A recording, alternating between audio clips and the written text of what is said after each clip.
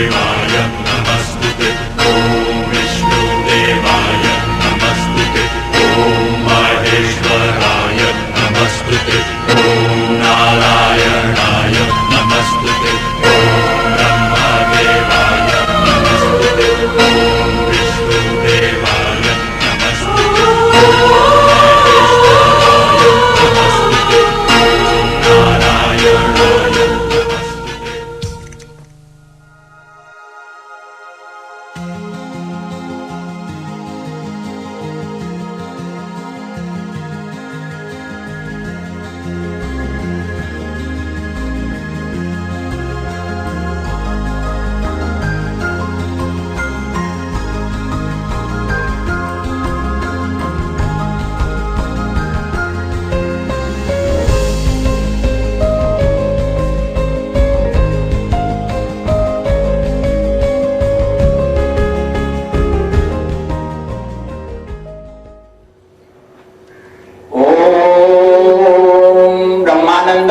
सुखदं केवलं ज्ञानमूर्तिं द्वन्द्वातीतं गगनसदृशं तत्त्वमस्यादिलक्ष्यम् एकं नित्यं विमलमचलं सर्वदी साक्षिभूतं भावातीतं त्रिगुणरहितं सद्गुरुं तं नमामि सद्गुरुं तं नमामि सद्गुरुं तं नमामि। ओम शांति शांति शांति। अतुलित बलधामं हेमशैलाभदेहं तनुजपन्कृशानं ज्ञानिनामग्रगण्यं सकलगुणनिधानं वानराणामधीशं रघुपतिप्रियभक्तं वातजातं नमामि। मनोजवं मारुततुल्यवेगं जितेन्द्रियं बुद्धिमतां वरिष्ठं वातात्मजं वानरयुध्यमुख्यं श्रीरामदूतं शरणं प्रपद्ये। ओम शांति शांति शांति। आप सबों में विद्यमान परमात्मा को नमस्कार है। आज दिनांक 27 फरवरी 2011 के प्रातःकालीन सत्संग में हम लोग पूज्य गुरुदेव श्री स्वामी ज्योतिर्मयानंद जी महाराज के लोनी आश्रम में एकत्रित हैं और आज के दिन एक नए ग्रंथ का आरंभ हम लोग कर रहे हैं और वो बहुत ही प्रचलित ग्रंथ है, वो आप सभी जानते हैं, वो है रामायण, रामचरितमानस। ये बहुत परमात्मा की कृपा से, सत्कर्मों के प्रभाव से, गुरुदेव के आशीर्वाद से इस ग्रंथ का श्रवण करने का, पाठन करने का अवसर लोगों को मिलता है। हम लोग एक नई श्रृंखला आज से शुरू कर रहे हैं। आपको कई ग्रंथ हम यहाँ से सुना चुके हैं या कुछ का अभी अध्ययन चल रहा है। योग वशिष्ठ का है, अष्टावक्र गीता का है, इसके पहले भागवत का हो चुका है। इसी क्रम में ये रामायण का रहस्य, रामचरितमानस की कथा का एक शुभारंभ, एक कड़ी का आरंभ आज हम लोग कर रहे हैं। श्री गुरुदेव ने अपने जितने भी भारतीय ग्रंथ हैं, आप जो भी सोच सकते हैं, लगभग सभी, चाहे वो रामायण हो, महाभारत हो, गीता हो, पुराण हो, उपनिषद हो, योग वशिष्ठ हो, या नारद भक्ति सूत्र हो, सांडिल्य भक्ति सूत्र हो, विवेक चूड़ामणि हो, इन सारे ग्रंथों का विशद व्याख्या की है अंग्रेजी में। रामचरितमानस की भी व्याख्या आपने की मिस्टिसिज्म ऑफ द रामायण नामक पुस्तक में, उसका संकलन है। और इस मिस्टिसिज्म ऑफ द रामायण में केवल कथा नहीं है, कथा तो हम सभी जानते हैं। कथाओं के पीछे जो आध्यात्मिक रहस्य है, जो गुह्य प्रतीकार्थ है, उसको उजागर श्री गुरुदेव ने किया है। हम लोग उसी के आधार पर, उनकी पुस्तक के आधार पर, मिस्टिसिज्म ऑफ द रामायण, जिसमें लगभग 15 साल का उनके लगातार वहाँ अमेरिका आश्रम के सत्संग में प्रवचन रामायण पर होता रहा, उसका संकलन किया गया और उसी संकलन के आधार पर वो पुस्तक तैयार हुई। 1978 में सबसे पहले स्वामी जी ने अपने अमेरिका आश्रम में रामचरितमानस का व्याख्या आरंभ की और कई वर्षों तक चला। और ये पुस्तक 90 के दशक में आई। 90 के बाद तो प्रति सप्ताह या महीने में 2 या 3 बार ये कथा होती थी और वो कथा बहुत ही लोकप्रिय हुई। दूर दूर से लोग आते रहे। स्वामी ललितानंद जी ने लिखा है कि ऐसा लगता था जैसे कोई व्यक्ति काकभूषुंडी के आश्रम में बैठा हो या स्वयं महर्षि वशिष्ठ से कथा का श्रवण कर रहा हो या वाल्मीकि के आश्रम में बैठा हो, ऐसा महसूस होता रहा लोगों को और ये कथा पूरी हुई। तो उसी के आधार पर हम लोगों ने ये विचार किया कि संयोग या कुछ प्रारंभ वैसा ऐसा है कि श्री गुरुदेव शायद यहाँ पर आकर के उतने लंबे समय तक वो कथा न सुना सके, तो क्यों नहीं उस कथा का जो पुस्तक संकलन है उसको आप तक पहुँचाने का कुछ प्रयास किया जाए। उसी प्रयास की ये कड़ी के अनुसार हमने सोचा कि समय भागता जा रहा है, अपना भी अध्ययन हो जाएगा, आप लोगों का भी श्रवण हो जाएगा और इस कथा के माध्यम से हम लोग आध्यात्मिक जो संदेश है रामचरितमानस की कथाओं में उसको जान सकेंगे। इस क्रम में पहला हमें कुछ बातों को स्पष्ट कर देना आवश्यक है कि ये जो कथा होगी वो पूरी की पूरी आप ऐसा न समझें कि रामचरितमानस की हूबहू पंक्तिबद्ध या उसके चौपाईबद्ध ये व्याख्या है, ऐसी बात नहीं है। लेकिन उसकी सारी कथाओं का इसमें संकलन होगा, संक्षेप में होगा लेकिन सारी कथाओं का होगा और उन कथा के आधार पर उसकी व्याख्या भी होगी। लेकिन ये ध्यान रखा गया है कि ये बहुत विशाल लंबा ना हो और इसके आध्यात्मिक पक्ष का ज़्यादा निरूपण किया जाए, ज़्यादा व्याख्या की जाए।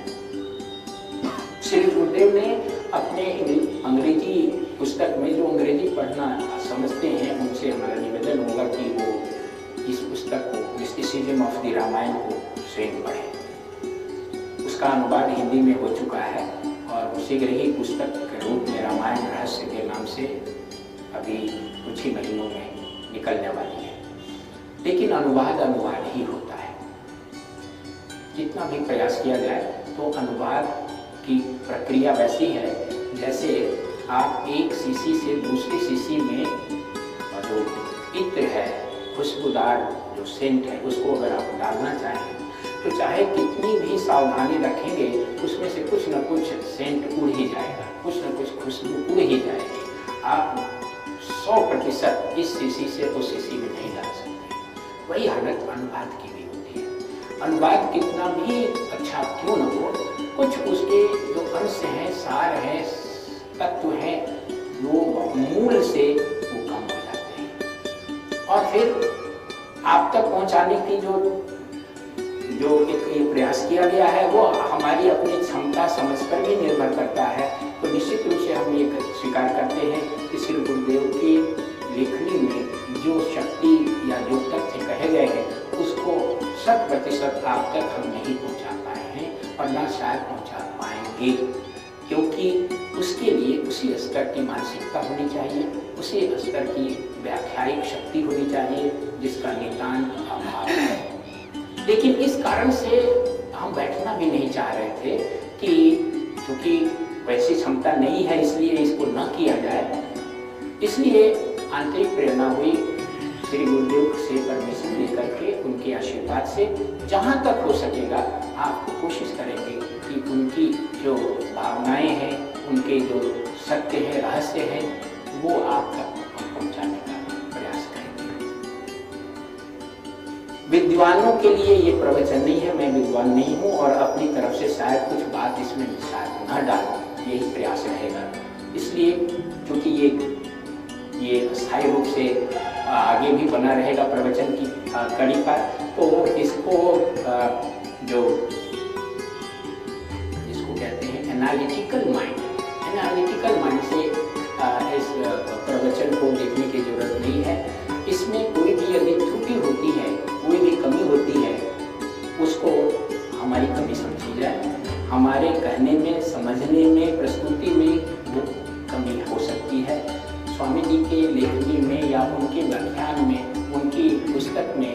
शायद वो चीज़ ना हो, हम कुछ कह जाएं, बाद के विद्वानों को उससे आपत्ति हो, तो वो सारी जिम्मेदारी हमारी है। हम उसको ग्रहण करते हैं, जो भी त्रुटि है, जो भी कमी है, जो भी इसकी व्याख्या में कहीं जो दोष होगा वो अपना दोष होगा। उसको ये न समझा जाए कि ये श्री गुरुदेव की लेखनी से आया है। जो कुछ भी अच्छाई होगी, जो कुछ भी प्रतीकात्मक अर्थ होगा, जो हमारी समझ में आया और आपको हम कोशिश करेंगे कि तक डालें, और जो आपको अच्छा लगे तो ये इसमें अपनी अच्छाई कुछ नहीं है। ऐसा नहीं माने कि वो हमारी तरफ से आपको दिया जा रहा है।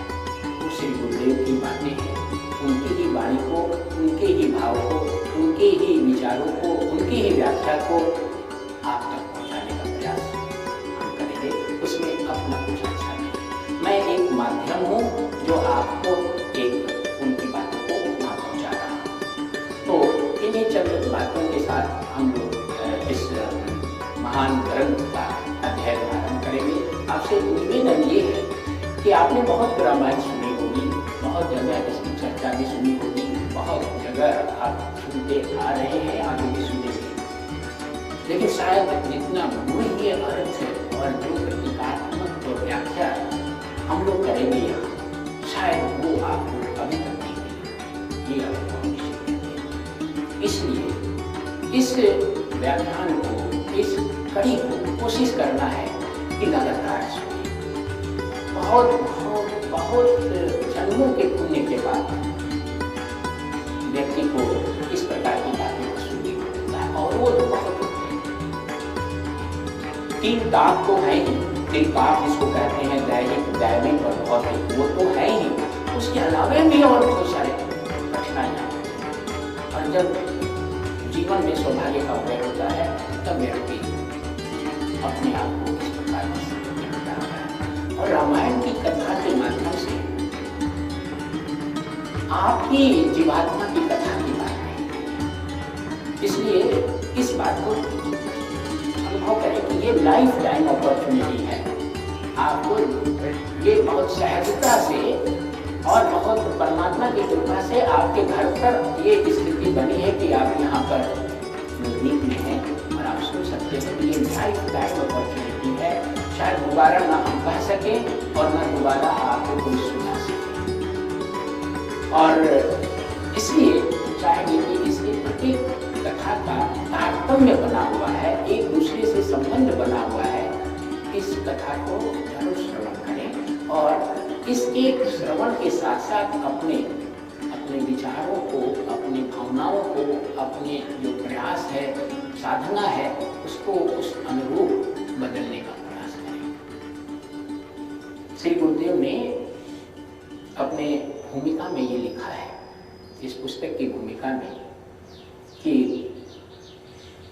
विवेकानंद का एक कथन है कि भारत की अगर कोई ऐसी स्थिति बन जाए कि सब कुछ नष्ट हो जाए, सारे ग्रंथ नष्ट हो जाए, अगर एक प्रति भी रामायण की और एक प्रति गीता की अगर बची रहे तो सबका फिर से पुनर्जागरण किया जा सकता है, उसको फिर से लाया जा सकता है। सारे नष्ट हो जाने के बावजूद भी अगर रामचरितमानस की एक प्रति बची रहे कहीं और गीता की एक प्रति बची रहे, तो हमारे शास्त्र, जितने शास्त्र हैं, वो सब के ज्ञान इसी से निकाले जा सकते हैं। इसका मतलब कि इस शास्त्र में सारे शास्त्रों का ज्ञान निहित है। इतना महत्वपूर्ण है ये, सारे शास्त्रों का ज्ञान निहित है। इसमें कुछ भी नहीं छूटा है। जिसने रामायण को ठीक ढंग से पढ़ लिया, समझ लिया, जान लिया, तो उसे सब ज्ञान हो जाएंगे। और जो भारतीय दर्शन है, भारतीय जो वेदांत की शिक्षाएं हैं, वो सब के सब उसे हस्तगत हो जाएंगे। इस महान ग्रंथ की ये महत्वपूर्ण बातें हैं। दूसरी बात ये है कि ये ऐसी सुबोध शैली में लिखी गई है, प्रस्तुति है, कि चाहे अनपढ़ हो या बहुत बड़ा विद्वान हो, सबके लिए इसमें समावेश है। बच्चा से बच्चा भी अगर कोई छोटा बालक भी है उसको भी रामायण की कोई कथा सुनाइए, 10 शीश वाला रावण था, ऐसा था वैसा था, वो कोई भी जो आज के युग की कथा है उससे ज्यादा उसको रोचक लगेगी। हनुमान जी के पूंछ में आग लगा दिया गया और सारे जलाने लगे, वो हंसेगा। आप देखिए, सुना के देखिए, छोटे बालक को 5 वर्ष के 4 वर्ष के बालक। ऐसी कथा के माध्यम से इतनी गूढ़ बातें हैं कि वही इसी कथा को जब कोई संत पढ़ता है, सुनता है, तो उस हनुमान जी के पूंछ की आग का एक दूसरा अर्थ हो जाता है। वही कोई जब रिसर्च करने वाला कोई पढ़ता है तो उसमें एक चीज खोज कर लेता है। सामान्य व्यक्ति गीत गाने वाले रामायण की चौपाइयों को पढ़ेंगे तो उसमें एक से एक धुन और गीत निकालेंगे और खूब आनंद उठाएंगे संगीत का। ये इस प्रकार से ये अद्भुत चीज है। ऐसी कोई पुस्तक नहीं है कि जो इस लेवल से उस लेवल तक सारे लोगों के लिए। और इसलिए आज के डेट में भी आप देखेंगे कि आप कितनी बार रामलीला देख चुके होंगे, वर्षों से देखते हुए आ रहे हैं, लेकिन किसी रामलीला में भीड़ कम नहीं होती है। हम सब कहानी जानते हैं, लेकिन रामलीला की जो रोचकता है आज भी बनी हुई। कुछ दिन पहले अभी मालूम है आपको कि रामानंद सागर ने जो रामायण का सीरियल बनाया था, वो जब सीरियल चलता था तो ट्रेन रुक जाती थी।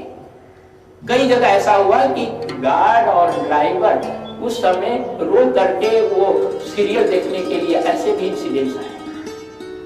बताइए कितना प्रभाव आज के युग में ऐसा है, जबकि हम सब कहानी जानते हैं। किसी एक कहानी को, आम कहानी को अगर आप कोई सिनेमा आप देखने जाएं और उसकी कहानी आपको मालूम हो तो दोबारा आप उसको देखने नहीं जाएंगे, अरे वो तो वही है, ऐसा ही है। लेकिन रामचरितमानस की कथा को हमारी पीढ़ी दर पीढ़ी से जानने के बाद भी फिर भी हमारा जी नहीं भरता है, और हम हर बार हर समय नया नया उसमें अर्थ, नए नए भाव, नए नए चीजें पाते हैं। इस कथा का जो आरंभ है ये वास्तव में संत तुलसीदास जी ने लिखा था, लेकिन संत तुलसीदास जी के पहले भी रामायण की कथा थी। वाल्मीकि जी ने इसकी सबसे पहले कथा का वर्णन किया था, और ये कथा का वर्णन वाल्मीकि जी ने रामचंद्र जी के जन्म से पहले किया था। आश्चर्य की बात ये भी है, राम अवतार होने से पहले रामायण लिख दी गई थी वाल्मीकि द्वारा। उनके अंतः चेतना में उनको स्वतः ये सारी चीजें जो है वो प्रकट हो गई। वाल्मीकि की चर्चा करना यहाँ आवश्यक है, क्योंकि आरंभ राम कथा का उनके माध्यम से ही होता है, जो लिखित रूप में जो हम लोगों तक, मानवता तक पहुंचे। एग्जैक्ट उनका जन्म कब हुआ ये कोई नहीं जानता है, लेकिन अति प्राचीन काल में, हजारों साल पहले। अब आप सोचिए कि अब राम के अवतार से पहले त्रेता युग में राम जी का अवतार हुआ, और त्रेता युग लाखों वर्ष पहले की बात है। अगर गणना करते हैं पुराणों से, तब उसके पहले वाल्मीकि का प्रादुर्भाव हुआ था। और ये वाल्मीकि जो थे वो अपने जीवन काल में बहुत ही अधम प्रकार के कार्य किया करते थे। अधम प्रकार का कार्य क्या? इनका काम था लूटमार करना, राहगीरों को लूटना, उनका जान से भी मार देना, और उस लूट मार से वो अपने परिवार का पालन पोषण करते थे। और उस समय उनका नाम था रत्नाकर। रत्नाकर नाम जो है ये अपने आप में एक खास नाम है। अब हम सबको रत्नाकर जानते हैं नाम, लेकिन क्या खास है इसमें? रत्नाकर का नाम मतलब है जो अपने अंदर रत्न को छुपाए बैठा है। और रत्नाकर नाम है सागर का भी नाम होता है, जिसके अंदर रत्न छुपा हुआ है रत्न जरूर, लेकिन छुपा हुआ है। और वो रत्नाकर, डाकू का नाम वही रत्नाकर था, जो डाकू इसी समय लोगों को मारता, पीटता और हत्या करता था। रत्नाकर नामक डाकू, और अनेक प्रकार के कुकर्म में लिप्त था। संजोग ऐसा हुआ कि एक बार वो अपने मार्ग पर अपने शिकारी के लिए यानी किसी को लूटने के लिए इंतजार कर रहा था। संयोग से कुछ ऋषि लोग उस रास्ते से गुजरे। संयोग से नारद जी भी उनके साथ थे उन ऋषियों के मंडली में, और उस दूर से ही देख लिया कि ये लोग आ रहे हैं, तो उसने मानसिक रूप से अपनी एक प्लान बनाई कि इन लोगों को लूटना है, और अगर ये थोड़ा भी अवरोध करेंगे तो इन्हें जान से भी मार देंगे। ऐसी भावना लेकर के वो उनका इंतजार करते, और आते ही उन ऋषियों को उसको पकड़ लिया, मारने पीटने लगा, लूटने लगा। नारद जी ने उससे पूछा कि अरे भाई तुम ये क्या कर रहे हो, किसके लिए इस तरह का काम कर रहे हो, ये जो कुकर्म है इतने दिनों से तुम कर रहे हो, ये क्या कर रहे हो? ये मेरा धंधा है, मैं अपना काम कर रहा हूँ, और मेरा धंधा ये है कि मैं बड़ा भाई परिवार है, बहुत सारे लोग हैं, और उन सारे लोगों को हमें पालन पोषण करना पड़ता है, खिलाना पड़ता है, और मेरा यही धंधा है, यही काम है, तो मैं अपना ड्यूटी कर रहा हूँ। नारद जी ने कहा अच्छा ठीक है, तुम जो मर्जी वो करना, लेकिन एक बात का सवाल का जवाब, तुम्हारे जो कुटुंबी हैं, तुम जो लूट के मार के ले जाते हो उसका तो सब आनंद उठाते हैं, खाते पीते हैं, लेकिन इस सब काम करने में पाप होता है, ये बुरा कर्म है।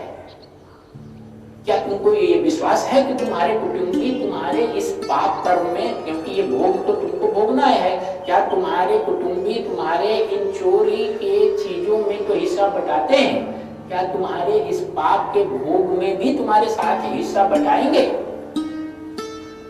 अब ये सवाल जब किया गया तो वो रुक गया। पहले तो कह दिया कि क्यों नहीं बटाएंगे, जब वो खाते हैं हमारा लाया हुआ तो हम जैसे भी लाएं तो उसमें हिस्सा क्यों नहीं बटाएंगे? नारद जी ने कहा नहीं, ये तो तुम कह रहे हो, क्या तुमने उन लोगों से किसी से पूछा है? नहीं, पूछा तो नहीं है, तो एक बार पूछ के आओ कि तुम्हारे इस कुकृत्य में और इसके परिणाम जब तुम भोगोगे, जब इनके फल तुम्हें मिलेंगे, क्या वो लोग तुम्हारे साथ होंगे, तुम्हारी मदद करेंगे, तुम्हारे भोग इस दुख में तुम्हारे साथ दुखी या दुख भोगेंगे? उसने कहा कि लगता है कि आप लोग भागने के लिए ये सब बात कर रहे हैं, हम घर जाएंगे पूछेंगे तो आप तो भाग जाएंगे, आप सबको पहले हम पेड़ में बांध देते हैं ताकि हम बांध, हम लोग भागेंगे नहीं, मान लो अब पूछ के सब किसी को बांध दिया, पूछने चला गया। ये सवाल उसके मन में टच कर गया, स्पर्श कर गया, और कुटुंबियों से पूछ के आया तो उसे बड़ी निराशा।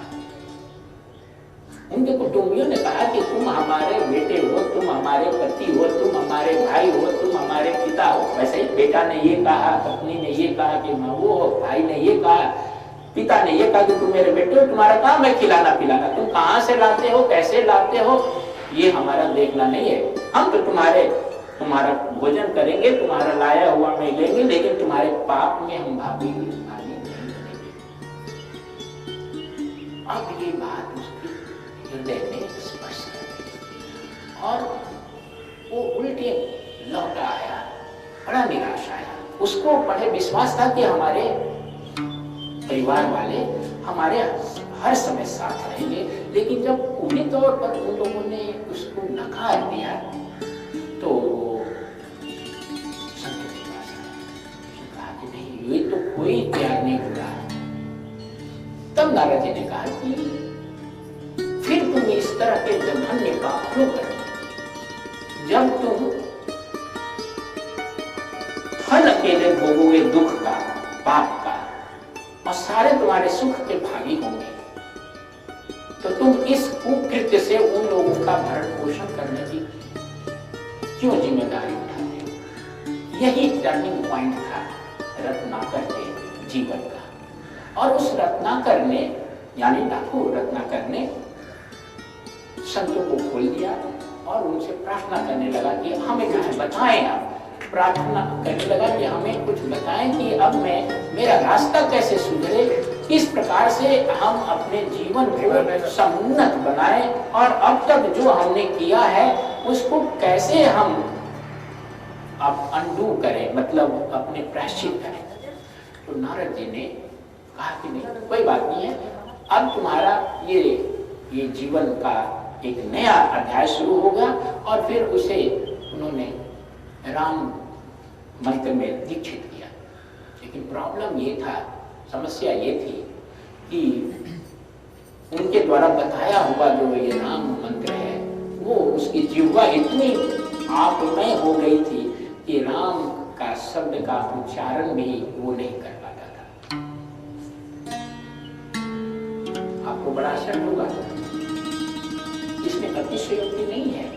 लोग हैं, बहुत सारे ऐसे लोग आपके सामने, पता नहीं आपने देखे हैं कि नहीं, हमने कई लोगों को देखा है कि जब उन्हें भागवत चर्चा होती है तो वो कान में उंगली डाल लेते हैं कि कुछ सुनने में ना आए।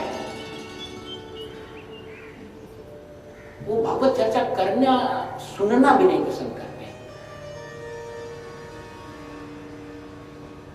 तो जब आपके अंदर की वृत्तियां ऋणात्मक हो जाती है, अशुभ हो जाती है, कई संस्कार जब आपके, कई जन्मों के संस्कार जब आपके अशुद्ध हो जाते हैं तो आप ईश्वर का नाम नहीं ले सकते, ईश्वर का लीला का गुणगान नहीं सुन सकते, सत्संग में नहीं जा सकते और न ही कोई सदकर्म कर सकते। आपका मन ही नहीं लगेगा, ये वृत्ति ही नहीं आएगी। और कोई अभी कह भी दे तो आप जो है एक नहीं सैकड़ों ऐसे उसके दलील देंगे जो उस आप मतलब इसके अगेंस्ट में होगी, और वो नहीं जा रहे हैं या नहीं साधना कर रहे हैं, नहीं राम नाम ले रहे हैं तो उसके सपोर्ट में होगी, वो हजारों दलील दे देंगे। इसलिए महात्माओं ने, शास्त्रों ने ये कहा है, खास करके भक्ति शास्त्रों में ये बार बार बात आई है कि जब ईश्वर की ही कृपा होती है, परमात्मा की ही कृपा होती है, तभी ईश्वर का नाम आ सकता है, परमात्मा का नाम आ सकता है। व्यक्ति कोई चाहे कि हम इसको प्रयास पूर्वक कर लें, वो नहीं कर सकता है, क्योंकि ये उसकी बुद्धि में प्रवेश ही नहीं करेगा। तो इस तरह से उस जो रत्नाकर डाकू जो था वो राम का उच्चारण नहीं कर पा रहा था, क्योंकि उसकी कई वर्षों के जन्मों के संस्कार इस प्रकार के थे। तो वो तो हमेशा मरने मारने की बात करता था। तो नारद जी ने कहा कि कोई बात नहीं है, तुम इसको उल्टा जपो, मरा कर दो, राम के बदले मरा कर दो। तो मरा जपना उसके लिए आसान था कि मारा मर गया, तो इस तरह की बातें वो करता रहता था। इस प्रकार का ही क्रिया में वो लग्न था, संलग्न था वर्षों से। तो उसको मरा का मंत्र जप करने में बड़ा मतलब आसान हुआ, लेकिन चित्त में वो राम का ही ध्यान करते रहा और यही मरा का जप करते करते राम का जप हो गया। और वो पूरे तौर पर विरक्त होकर के इतनी गहराई से अपने इस मंत्र जप में लीन हो गया कि उसके चारों तरफ दीमक की बावली ढेर लग गई और वो अंदर ही कई वर्षों तक, शताब्दियों तक अपनी साधना में खड़ा रहा। परमात्मा की कृपा से कभी बहुत तेज वर्षा हुई और उस वर्षे से उसकी जो दीमक की बावली थी, चारों तरफ जो ढेर लग गया था, संस्कृत में उसको वाल्मीकि कहते हैं, वो वाल्मीकि मतलब दीमक का ढेर धुल गया और उसमें से एक नया रूप निकला रत्नाकर का, और वो रत्नाकर अब परिवर्तित होकर के वाल्मीकि हो गया था, ऋषि वाल्मीकि हो गए थे। अब वो ऋषि वाल्मीकि अपने आश्रम में रहने लगे और कई शिष्यों के साथ वो राम का कथा कहते, सुनते या जप करते, अध्ययन करते, इस प्रकार से उनकी साधना कंटिन्यू होती। इसी बीच में घूमते घूमते एक घटना घट गई वाल्मीकि के जीवन में। जंगल में उन्होंने देखा कि बड़ा सुंदर दृश्य था और एक जोड़ा पंछी का, जिस क्रॉन्च पंछी, सारस टाइप का पंछी होता है, क्रेन टाइप का, क्रेन इंग्लिश में कहते हैं, सारस हिंदी में कहते हैं, संस्कृत में क्रॉन्च पक्षी कहते हैं। उसका एक जोड़ा, नर और मादा, वो आपस में विहार कर रहे थे, आमोद प्रमोद कर रहे थे, बड़े खुश थे, गीत गा रहे थे और इस दृश्य को देख रहे थे वाल्मीकि और टहल रहे थे जंगल में। देखते टहलते हुए अचानक क्या हुआ कि कहीं से एक शिकारी का बाण आया और नर क्रौंच को मार दिया। नर क्रौंच जो था वो शिकारी के बाण से मर गया। इस कारण से जो मादा क्रौंच थी वो रोने लगी, चित्कार करने लगी और उसके करुण क्रंदन से पूरा माहौल ही बदल गया। जो पल भर पहले इतना आनंद और प्रसन्नता का एक माहौल था, एक प्राण कहीं से आया और वो माहौल बदल करके दुख का माहौल हो गया। और ये घटना वाल्मीकि अपनी आंखों से देख रहे थे और उन्होंने जब देखा तो उनके अंदर एक कवित्व भाव, एक कविता निकल पड़ी। उनके अंदर से एक कविता की 2 पंक्तियां निकल पड़ी संस्कृत में और वो पहली कविता थी, सबसे पहली कविता थी जो उनको अचानक निकल गई और उसका भावार्थ ये था कि हे शिकारी, तुम कितने क्रूर हो कि तुम्हें इस क्रौंच पंछियों के आमोद प्रमोद या सुख को देखा नहीं गया और तुमने इनकी हत्या कर दी। मेरा श्राप है कि तुम्हें कभी शांति नहीं मिलेगी। ये पहली कविता थी। वियोगी होगा पहला कवि, ये निराला जी की पहली कविता थी। एक कविता का लाइन है, पहला कवि वियोगी होगा। जो पहला कवि होगा वो वियोगी होगा, वियोग होगा उसके मन में, निकली होगी कविता की आह, पहले आह निकली होगी कविता की। ये पहला कवि वाल्मीकि थे और वो दुखी थे, दुख में कविता की लाइन बनती है। तो निराला ने अभी हाल में, अभी तो हाल के ही है निराला, तो उन्होंने ये पंक्तियां लिखी है, बड़ी मशहूर पंक्ति है, वियोगी होगा पहला कवि। और इसलिए आदि कवि कहलाते हैं, पहला प्रथम कवि कहलाते हैं वाल्मीकि। वाल्मीकि ने रामायण भी लिखी और योग वशिष्ठ की रचना उन्होंने। तो उन्होंने ये अचानक उनके मन में ये कविता की, ये अनुष्टुप छंद में कविता है और ये कविता निकल पड़ी और उन्हें इस घटना को देख करके संसार के सारे लोगों की स्थिति और दुख का एक प्रतीति हो गई। क्या प्रतीति हुई? उन्हें लगा कि ये घटना केवल इस पक्षी के साथ नहीं है, ये घटना संसार के प्रत्येक जीव के साथ है। प्रत्येक जीव ज्यों ही अपने हंसी खुशी के माहौल में होता है, अपने जिंदगी के कुछ पल में आता है जब उसे सुख सुविधा आनंद थोड़ा मिलने लगता है, कि अचानक कहीं से कोई ऐसी घटना घट जाती है, शिकारी का बाण आ जाता है, कहीं से कोई ऐसी बात हो जाती है कि उसका सुख का जो माहौल है वो सब छिन्न भिन्न हो जाता है और वो दुख में लीन हो जाता है, दुख में गिर जाता है। और ये इसी प्रकार से सारे लोग, संसार के सारे लोग की यही प्रक्रिया है।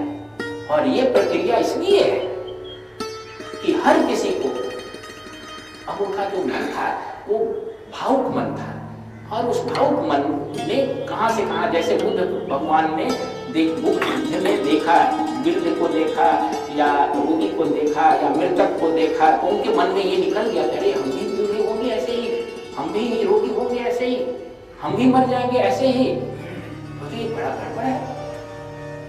वाल्मीकि को भी ऐसे ही हो गया कि अभी सुख शुरू होता नहीं है कि कहीं से अचानक कोई घटना, कोई बात ऐसी आ जाती है जो हमें अप्रत्याशित होती है। अप्रत्याशित का मतलब हमें जानते नहीं है कि ये कहां से कब आई। जैसे वो क्रौंच पंछी को कुछ ज्ञात नहीं था और अचानक वो एक तीर मार दिया किसी शिकारी ने। तो ऐसे ही जीवात्मा जो है वो अभी जब ही कुछ संसार का सुख लेने लगता है कि जीवात्मा को दुख में डूब जाना पड़ता है। और इसका कारण क्या है? वो विचार करने लगे और विचार करते करते उन्होंने कहा कि इसका कारण जो है मनुष्य का जन्म लेना है। और ये मनुष्य जीवन में आना ही, यही जन्म ही जो है वो कारण है कि हम जन्म लेते हैं और दुख भोगते हैं। जन्म हमारे प्रारब्धवश नहीं, बल्कि हमारे जन्म लेने के कारण हमें इस प्रकार का, ऐसा कोई भी व्यक्ति नहीं है जो जन्म लिया हो और उसे दुख ना हुआ हो। क्या करें, कैसे इस दुख से मुक्ति कैसे पाया जाए? जो सवाल, जो बात बुद्ध के चित्त में आई थी, बुद्ध तो हाल में हुए 2500 साल पहले, ये कई लाखों वर्ष पहले वाल्मीकि ने सोचा कि ये दुख से क्या उपाय है मुक्ति का, कैसे उपाय? और ये विचार कर रहे थे और बड़े दुखी थे। वो ब्रह्मा जी उनके सामने और ब्रह्मा जी ने कहा कि तुम्हारे हृदय में दुख की धारा इस समय बह रही है, इस घटना को देख के, ये ईश्वरीय प्रेरणा से ऐसी घटना तुम्हें दिखाई गई और ईश्वरीय प्रेरणा से तुम्हारे चित्त में ऐसे भाव उठे और इसी प्रेरणा से ही हम तुम्हें ये सलाह दे रहे हैं कि तुम राम की कथा लिखो। राम की कथा उसी छंद में लिखो जिस छंद में अभी ये कविता हुई है। ये जिस छंद में जो अभी तुमने ये कविता की है संस्कृत में, उसी छंद में राम की कथा लिखो और वो ऐसी कथा होगी कि इस कथा को सुन करके, पढ़ करके लोगों को जीवन मुक्ति हो जाएगी और लोग इस ये जो आवागमन का चक्र है उससे मुक्त हो जाएंगे और राम के कथा का जो पूरा चित्रण है ईश्वरीय कृपा से वो तुम्हारे चित्त में स्वयं प्रकट होगा। ये आशीर्वाद उन्होंने दिया और ये आशीर्वाद देने के बाद ब्रह्मा अंतर ध्यान हो। ब्रह्मा के अंतर ध्यान होने के बाद अपने आश्रम में आए और फिर राम का चिंतन करते हुए उनके मन में राम की कथा का प्रादुर्भाव हुआ और फिर रामायण की उन्होंने रचना संस्कृत भाषा में और उसके बाद से रामायण जो है वो लोक में आया और अनेक तरह से संस्कृत उस समय प्राचीन काल में यहाँ की भाषा संस्कृत ही थी तो तब तक चलता आ रहा और इसके साथ ही धीरे धीरे इस भाषा का लोप होता चला गया। संस्कृत भाषा विद्वानों की भाषा रह गई। आम लोग संस्कृत नहीं समझ, न बोल पाते, न समझ पाते, तो धीरे धीरे इसका जो राम कथा का प्रभाव है वो कम होने लगा। ऐसी मान्यता है कि जब राम कथा का प्रभाव कम होने लगा तो वाल्मीकि जी ने पुनः राम की कथा को संसार में, समाज में स्थापित करने के लिए तुलसीदास के रूप में 17वीं-16वीं शताब्दी में उनका जन्म हुआ। इस प्रकार की मान्यता है। अब इसके प्रमाण तो कुछ नहीं है, लेकिन तुलसीदास का जो जन्म हुआ वो इसीलिए हुआ कि वो राम की कथा को फिर से वर्तमान भाषा में लिखें जिससे कि जनमानस उसको समझे और वो फिर राम कथा को पुनर्स्थापित करें। तो तुलसीदास के जीवन की भी थोड़ी सी बातों का यहाँ जीवनी के बारे में जानना जरूरी है। तुलसीदास जी का जन्म जो है वो 1498 ईस्वी में हुआ था। जैसे अभी 2011 चल रहा है तो 1498 ईस्वी में तुलसीदास जी का जन्म हुआ था और वो इलाहाबाद के पास राजपुर गांव है। उस राजपुर गांव में आत्माराम दुबे उनके पिताजी का नाम था और तुलसी उनकी माता जी का नाम था। तो दुबे परिवार में ये सरयू पानी ब्राह्मण थे, तो उसमें तुलसीदास जी का जन्म हुआ। तुलसीदास जी का जन्म के बारे में, स्थान के बारे में थोड़ा बहुत अभी लोगों के उसमें कुछ मतभेदता है, लेकिन ये सब लोग अब यही मानते हैं कि राजापुर गांव में और इलाहाबाद के पास उनका जन्म हुआ था। एक तो उनकी जन्म के समय में ही कुछ विचित्रता थी।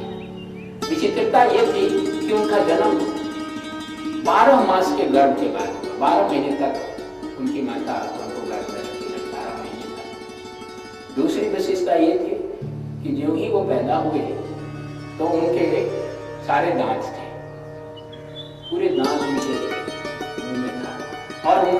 डॉल था जैसे कि 4-5 साल का बच्चा, और पैदा होते वो रोए नहीं। तो इस तरह की बातें मतलब बड़ा विचित्र होने लगी। तो उस समय, उस जमाने में, ये 1498 की बात है, समझिए कि 500 साल करीब हो ही रहा है। उस समय वहाँ के समाज में बड़ा होने लगा कि ये तो बड़ा अपशकुन होने लगा, ये बच्चा नहीं राक्षस है क्या है, न रोया नहीं, पूरे के पूरे दांत हैं, 5 साल के बच्चे के बराबर ये बच्चा है, तो कोई अपशकुन होने लगा। मतलब ये तब उनकी माता जी बड़ी डर गई। लोग उनको वहाँ का उनके परिवार से भी बड़ा दूसरी तरह से देखने लगे। तो कुछ ही दिनों के बाद, जन्म के कुछ ही दिनों के बाद, तुलसी ने उस बच्चे को अपनी दासी, जिसका नाम चुनिया था, उस चुनिया के पास कहती थी इसको ले जाओ अपने घर रखो, क्योंकि लोग परिवार वालों से भी घृणा करने लगे, बच्चों को शुभ मान करके उससे घृणा करने लगे। ऐसा हुआ कि कोई आदमी उसके उस समय छुआछूत, जात पात, इस तरह की बातें बहुत ज्यादा गहराई में थी। तो उन्होंने बच्चे को संभालने के लिए अपने विश्वस्त दाई जो दासी थी चुनिया, उसको दे दिया। वो अपने ससुराल लेके चली गई। और संयोग ऐसा हुआ कि उसके दूसरे दिन ही होलिसी का ध्यान, दूसरे ही दिन उन्होंने अपने बेटे को भेजा उसके साथ। 5 वर्ष तक वो दाई जो चुनिया थी उसने तुलसीदास जी का परवरिश किया, लेकिन उसके बाद उसका भी ध्यान, फिर लावारिस हो गए। लावारिस होते हुए इधर उधर घूमते थे, कोई दे देता था, खा लेते थे, किसी तरह से उनका लालन पालन घर गांव के कुछ औरतें ले आकर के, लेकिन कोई उसको पालता नहीं था, रखता नहीं था, क्योंकि सब जानते थे कि ये ऐसा बच्चा है कि पैदा हुआ था तो दांत था, इसको बोला नहीं था, रोआ नहीं था, और माँ भी मर गई अगले दिन, ये चुनिया दाई भी मर गई, मामा कुछ दिन रखे थे, ऐसे भी आता है, मामा मामी भी उनके चले गए। तो लावारिस साहब वो घूमते रहे। उन्हीं दिनों पता चला एक संत थे नरहरिदास, और वो थे अनंतानंद स्वामी जी के शिष्य थे।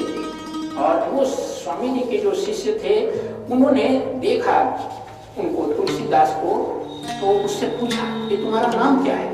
तो तुलसीदास जी ने कुछ नहीं बोले, बस राम राम बोलने लगे, बस राम। अनंतानंद नामक स्वामी जी के शिष्य थे नरहरिदास। तब उन्होंने उसका नाम राम बोला रख दिया कि कुछ नाम के जगह पर राम बोल रहा है, तो उसका नाम राम बोला रख दिया, और उसको अपने साथ ले आए। और अयोध्या में वो रहते थे, और अयोध्या में रह करके उनको पहले तो यज्ञोपवीत किया उनका। आश्चर्य की बात है कि जब यज्ञोपवीत हुआ तो बिना बताए, बिना पढ़े बताए हुए वो गायत्री मंत्र खुद बोलने लगे तुलसीदास। इस तरह से बड़ा अद्भुत वो बालक था। और उनको सबसे पहले बात ये थी कि जो कुछ भी उनके गुरु वहां पढ़ाते थे, समझाते थे, वो सब स्मरण तुरंत हो जाता था। कई वर्षों तक वहां अयोध्या में रहने के बाद जब वो युवक हुए, तो युवक होने के बाद उनका मन अपने गांव आने का हो गया, और वो फिर वापस अपने गांव आ गए गुरु की आज्ञा लेकर के। और फिर गांव भी नहीं आए, बल्कि उन्होंने विवाह भी किया, और रत्नावली नामक कन्या से उनका विवाह हुआ। लेकिन वो विवाह के बाद इतने आसक्त हो गए अपनी पत्नी में कि एक पल के लिए भी उससे दूर रहना उनके लिए बड़ा कठिन हो गया। इतने पढ़ने के बाद भी, इतने ज्ञानी के बाद भी उनके अंदर इस प्रकार की आसक्ति पैदा हो गई। और वो आप सभी अच्छी तरह से जानते हैं कि उनका गांव और उनके ससुराल एक नदी के आर पार था। एक नदी थी जिसके एक तरफ उनका गांव था, दूसरी तरफ उनकी ससुराल थी। एक बार ऐसा हुआ कि उनकी पत्नी मैके गई। एक कथा के अनुसार वो है कि वो पीछे पीछे उसी के साथ मैके चले गए, लेकिन दूसरी कथा आप सब जानते हैं कि नहीं, ऐसा नहीं था। वो बाद में भादों की इस तरह से अंधेरी रात में अचानक उनके मन में हुआ कि अपनी पत्नी के पास जाना चाहिए, और वो निकल गए। और नदी में पानी था, बाढ़ सा आया हुआ था, भादों का दिन था, तो उन्हें तैरती हुई कुछ दिखाई पड़ी। जो वास्तव में एक लाश थी, उस पर वो तैर करके उस पर गए। पहाड़ की दूसरी तरफ चारों तरफ से घर बंद था, और घर बंद था तो घर में प्रवेश करने के लिए वो ऊपर चले गए, और वहाँ भी एक रस्सी नुमा चीज लटक रही थी, जिसको कि बाद में पता चला कि वो सांप है। वास्तव में वो रस्सी समझ करके उसको पकड़ करके ऊपर गए, और पत्नी के कमरे में जब गए तो अचानक पत्नी ने उनको जब देखा बहुत ही फटकार लगाई। जब फटकार लगाई तो फटकार से पीड़ित होकर के उसमें जब ये शब्द कहे कि इस हाड़ मांस के शरीर में तुम्हारी जितनी आसक्ति है, इतनी से भी थोड़ी भी कम यदि तुम्हें परमात्मा राम के में हो जाए, तुम्हारा कल्याण हो जाता। ये जो बात है, इस बात का स्पर्श हृदय में उनका स्पर्श हुआ, और उसी समय उनके चित्त में वैराग्य उत्पन्न हो गया। और फिर उन्होंने विचार किया कि ये मेरी काम इच्छा वासना इतनी प्रबल थी कि हमें इस अंधेरी रात में, बरसात की रात में, इस नदी को एक 100 के वो नाव समझ करके, एक सांप को रस्सी समझ करके हमको यहाँ लाई, और हमारा मन कुछ नहीं, मतलब विवेक अविवेक कुछ नहीं समझ सका। ये अगर इतनी मनुष्य के अंदर की वासना के साथ इतना मन का शक्ति इतनी शक्तिशाली हो जाती है, तो अगर हम अपनी इस मन की शक्ति की दिशा बदल दें, इसको परमात्मा में, राम में लगा दें, तो कितना आश्चर्यजनक काम हो सकता है। ये विचार उनके मन में गहराई से आ गया, और फिर उन्होंने निश्चय किया कि जो अपने इस लगाव आसक्ति है, इसको वो भक्ति में बदलेंगे। और फिर वो तीर्थाटन में निकल गए। तीर्थ में अनेक जगह घूमते रहे, सत्संग करते रहे, कई जगह राम कथा होती थी, उसको सुनते रहे। कुछ दिनों तक उन्हें एक निर्जन स्थान में रहना पड़ा। निर्जन स्थान में वहाँ जहाँ वो रहते थे, उसके ठीक सामने एक बबुल का पेड़ था। रोज दिन वो पूजा करते थे, और जो जल रखते थे पूजा का, उस पूजा का जल पूजा करने के बाद उस बबूल के पेड़ के जड़ में डाल देते थे। ये रोज का क्रम था। पूजा के लिए अपने पात्र में कुछ जल रखते थे, और उसको पूजा होने के बाद वो बबूल के पेड़ के जड़ में डाल देते थे। संजोग ऐसा था कि उस बबूल के पेड़ पर एक प्रेत का निवास था। एक प्रेत रहता था। उसको ऐसा लगा कि ये साधु रोज दिन हमको जल दे रहा है, तो प्रेत को जल की आवश्यकता होती है, और उसे लगा कि ये हमें जल दे रहा है, तो वो बड़ा प्रसन्न हो गया। तो एक दिन तुलसीदास के सामने प्रकट हो गया वो प्रेत, और तुलसीदास से बोला कि तुम्हारा ये जो जल देना है, इससे हम बहुत प्रसन्न है, बोलो क्या चाहते हो, पर प्रसन्न है, कुछ मांग लो हमसे।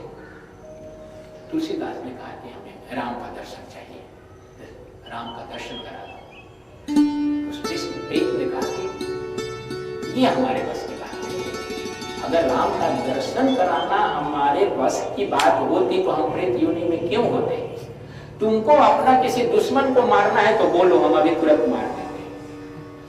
तुमको कुछ धन दौलत की जरूरत है तो बोलो, हम कहीं से तुमको धन दौलत देंगे।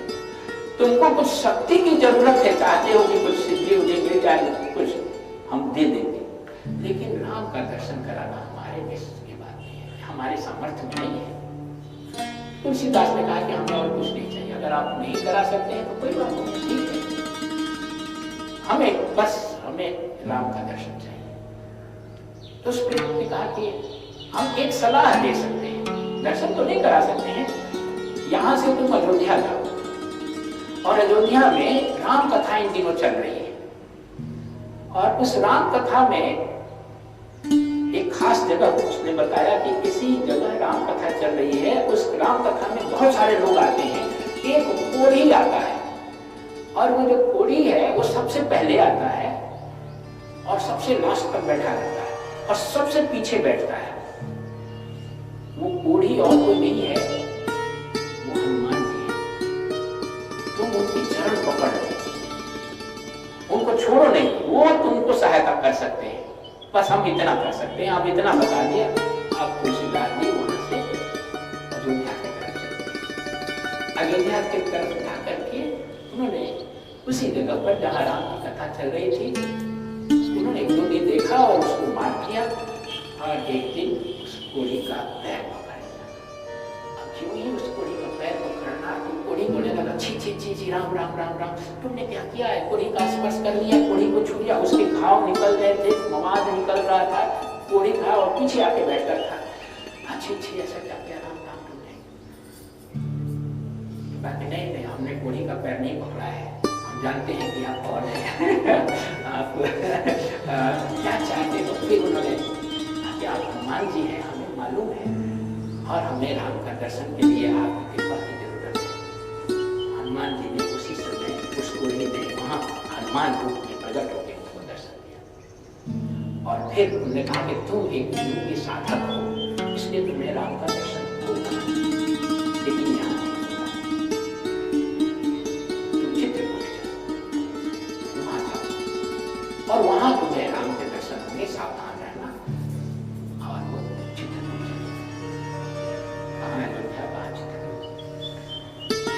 चित्रकूट में बड़ा सुंदर प्राकृतिक दृश्य था उस समय, और कई कई दिनों तक वो रहते रहे, और एक दिन अचानक घूम रहे थे, कई लोग आए जा रहे थे। कुछ देर के बाद उन्हें हनुमान जी की आवाज सुनाई पड़ी कि तुमने राम लक्ष्मण के दर्शन किए?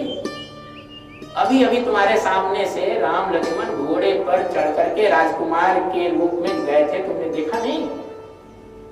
हमने नहीं देखा, हम तो ये प्राकृतिक दृश्य देखने में लगे रह गए, और हमें घोड़े पर चढ़ा हुआ कोई राजकुमार नहीं दिखाई पड़ा। तुलसी को हनुमान ने कहा कि नहीं, वही राजकुमार के रूप में घोड़े पर चढ़े हुए राम लक्ष्मण तुम्हारी आंखों के सामने से गुजरे हैं, पर तुम इधर उधर देख रहे थे, तुमने देखा नहीं। बड़ा पश्चाताप था तुलसीदास। फिर वो कहने लगे कि अब तो भूल हो गई, फिर निवेदन किया कि नहीं, दर्शन कराइए, आपकी बात तो भूल हो गई, आपकी बात नहीं करेंगे। उन्होंने कहा कि ठीक है, दोबारा उन्होंने कहा कि फिर राम के दर्शन कराने होंगे, चिंता मत करो। फिर जगह आने लगे। एक जगह आती है, कहीं शास्त्र में लिखा कि ये बनारस में कृष्ण जी, तब हनुमान जी ने कहा कि बनारस जाओ, कहीं कहीं चित्रकूट में ही बात आती है। इसमें कंट्रोवर्सी है, स्वामी जी ने लिखा है बनारस में जैसे उन्होंने लिखा कि किसी घाट पर वो बैठ के नहा रहे थे और चंदन घिस रहे थे। उसी समय एक छोटा बालक आया दौड़ते दौड़ते, कहा कि बाबा बाबा आपको चंदन लगाना है, हमसे चंदन लगवा लीजिए। अब वो घिस रहे थे चंदन तुलसीदास जी, और वो लड़का जो है वो लेके चंदन लेके तुलसीदास को लगाने लगा। अब हनुमान जी सोच रहे थे कि कहीं अब की बार ना भूल हो जाए इससे, कि राम जी आए हुए थे बालक रूप में, तो तोता के रूप में ऊपर कहीं डाल पर बैठ करके वो वही कहने लगे कि तुलसीदास चंदन जी से तिलक दे रघुवीर, ये तिलक तुमको रघुवीर दे रहे हैं तिलक। और हालांकि उस समय ये जहां जब कान में बात आई, ये महसूस उन्होंने किया कि एक बच्चा हमें तिलक लगा रहा है, लेकिन जब हनुमान जी ने तिलक दे रघुवीर जब कहा, तब तक वो बच्चा गया। उनको ये महसूस हुआ जरूर कि हमें किसी बच्चे ने तिलक लगाया, लेकिन वो कान सुनते और वो चेतना उनकी आते और वो बच्चा गायब हो गया, तो उनको फिर अफसोस हो गया बहुत भारी।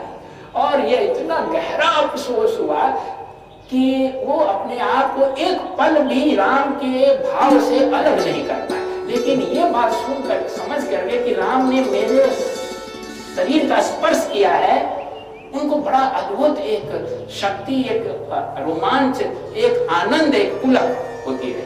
और वो एक विरह में, जैसे गोपियों का विरह, और उन्हें एक प्रकार की इस घटना से फिर एक विरह हो गई, और उस विरह में वो एकदम राम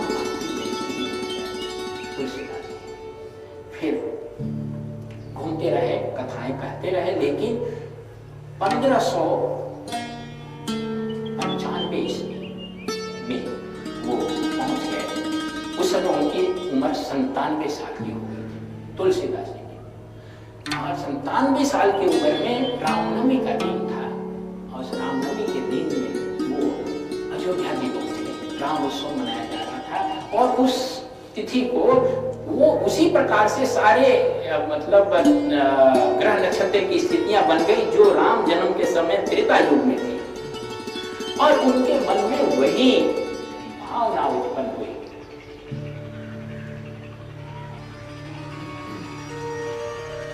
हनुमान जी ने उनके मन में ये प्रेरित किया कि तुम राम की कथा लिखना शुरू। और वही अवध में यानी अयोध्या में उन्होंने नवमी के दिन रामचरितमानस कथा लिखने का आरंभ किया। लेकिन एक विचित्र घटना घट गई उस समय। उसके बाद उन्होंने सोचा कि जितने भी हमारे धर्म ग्रंथ हैं जिसको मान्यता मिली हुई है वो सब संस्कृत में है, तो उन्होंने संस्कृत में लिखना शुरू कर दिया राम। और प्रॉब्लम ये होता था कि दिन में वो जितना लिखते थे, रात में रख करके अपनी कुटिया में जब सोते थे तो सुबह होते होते सारा चूहा उसको काट देता था। उस जिस चीज को लिखते थे, भोजपत्र पर लिखते थे उस समय, तो रात भर में चूहा काट देता था। रोज लिखे और रोज चूहा काटे, 9 दिन तक होता रहा। बड़ा परेशान हुए, कैसे करें, तो चूहा से कैसे बचे, पता नहीं चूहा दानी उस समय थी कि नहीं थी। और भगवान शिव की प्रार्थना करने लगे, गणेश की प्रार्थना करने लगे, अपने हनुमान जी की प्रार्थना करने लगे कि इससे तो याद दिलाओ, हम दिन भर लिखते हैं, शाम के समय कट जाता है, या ये 9 दिन से ही इससे आगे कुछ बढ़ ही नहीं रहा। तो 2 जगह आती है बात। एक जगह तो आती है कि शंकर जी ने उन्हें प्रेरित किया सपने में आकर के, दूसरी जगह आती है कि हनुमान जी ने प्रेरित किया। चाहे जिसने भी प्रेरित किया हो, स्वामी जी ने लिखा है हनुमान जी। तो ये प्रेरित किया कि नहीं, इसको तुम संस्कृत में मत लिखो, ये अभी लोग भाषा जो है, जो प्रचलित भाषा है उसमें लिखो, जिससे कि ये लोगों तक पहुंचे। फिर अगले दिन जब ये चेतना में आई या ये संदेश मिला, तो उन्होंने हिंदी में इसको लिखना शुरू किया। उसके बाद से ये उपक्रम समाप्त हो गया। और फिर 2 बरस 7 महीना और 26 दिन इतना समय लगा इस रामचरितमानस को लिखने में। 2 साल 7 महीना और 26 दिन में उन्होंने रामचरितमानस को लिखा। और जब ये लिखा रामचरितमानस को, तो उस समय के जो पंडित थे वो उनके विरोधी हो गए। उन्होंने उसको कहा कि नहीं, ये तो हिंदी में लिखा हुआ है। जो ग्रंथ कहता है कि हम उद्धार कर देते हैं, आत्मज्ञान करा देते हैं, मुक्ति प्रदान करते हैं, उसको तो संस्कृत में होना चाहिए।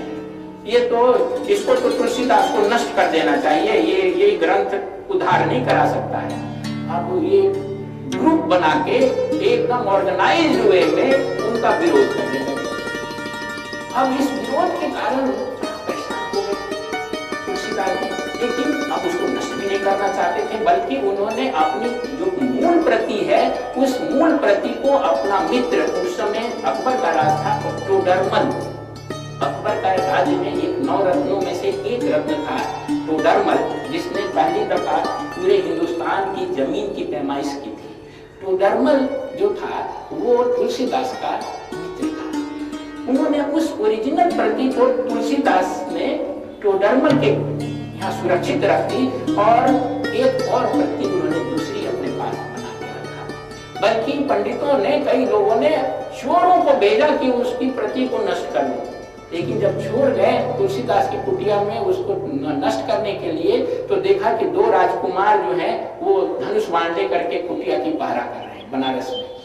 और वो चोरों ने उस दृश्य को देख करके अपना इरादा बदल दिया और वो संत बन गए। अंत में बात यह हुई कि उस समय मधुसूदन स्वामी नामक एक बड़े ज्ञानी थे, उनके सामने भेजा गया कि उनको ये भेजा जाए पढ़ने के लिए। अगर वो अपनी सम्मति अपना अगर वो लिख देते हैं कि ये ठीक ठाक है तो मान लिया जाएगा। तो पंडितों ने ये सोचा कि मधुसूदन स्वामी इसको रिकमेंड नहीं करेंगे, क्योंकि हिंदी में लिखा हुआ है, सब देखते विद्वान संस्कृत में नहीं लिखा है।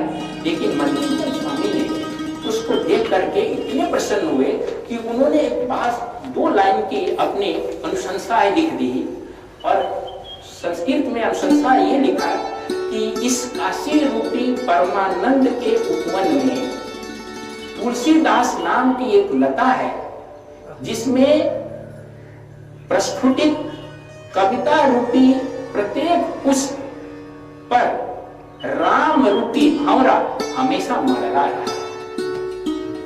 यही लिखा, आनंद कानने हस्मिन अंजन मस्तुल तुलसी तरु कविता मंजरी भांति राम भ्रमर भूषिता। ये लिख करके उन्होंने उसको और महत्ता बढ़ा दिया। तो उनके विरोधियों को इससे बड़ी निराशा। उन्होंने कहा कि नहीं, अब इसको विश्वनाथ जी के मंदिर में रखा जाए, बनारस के विश्वनाथ जी के मंदिर में, और शंकर जी से इसको कराया जाए। ये सबसे नीचे रामचरितमानस को रखा गया और उसके ऊपर, जैसे ऊपर वेद रखा गया, फिर उपनिषद रखा गया, महाभारत, गीता, रामायण, इस तरह की सारी चीजें सबसे लास्ट में इसको रखा गया। और ये कहा गया कि अगर ये अगले दिन सबसे ऊंचा हो जाता है तब माना जाएगा कि शंकर भगवान ने भी इसको अनुमोदित कर दिया है और मंदिर का गेट बंद कर दिया है। मान्यता ये है, इतिहास ये बताता है कि अगले दिन जब मंदिर खोला गया तो सबसे ऊपर रामायण था और उसमें